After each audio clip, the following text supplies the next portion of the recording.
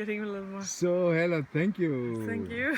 So, why did you choose to come at the Warrior of the Heart Dojo?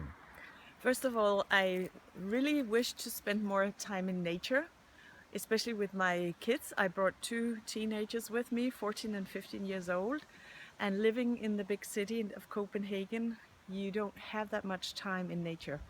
So that was one urge. Another thing is to show them how you can work differently with their education of life. To have an intention and work on it with focus. What does that give them of experience? Just 3-4 days when you work with the strength in you, the power in you, the power to say no in a gentle way without making any unfriendliness between people, but actually cutting through the crap. How do you learn? How do you teach teenagers that today? And it seemed that it was very useful for them.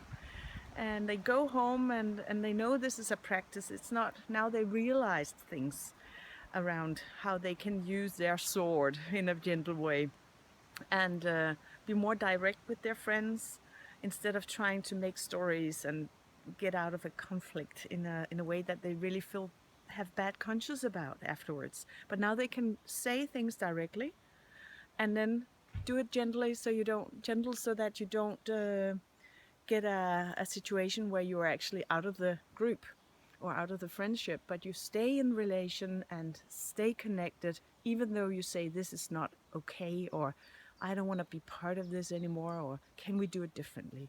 So I think that is a good Warrior of the Heart teenager that is learning that from the start.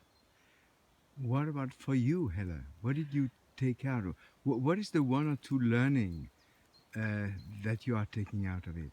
Of the Warrior of the Heart, it is to be brave enough. It is actually the same thing. It's to be brave enough to stand up for what you believe in your daily lives, because you see the things, the values that you really appreciate sometimes sliding or fading away in the society.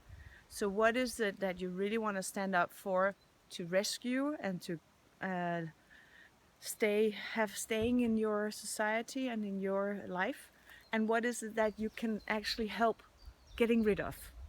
So especially for me, working in the public service sector, that is there's a big threat towards public service, especially in Denmark and I think everywhere, to do quality media and for everyone else to copy and to keep the standard high of how you interview, how you research your things, how you actually relate to society and what kind of responsibility you have.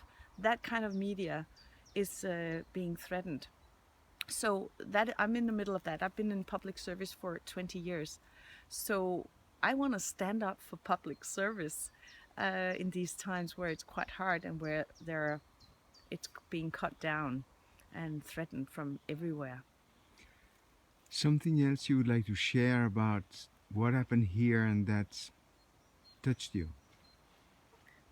I have to come back to the teenagers then, because it's very touching if you can create a group of people that are working together on very important things for life, and then you can actually contain kids and teenagers in there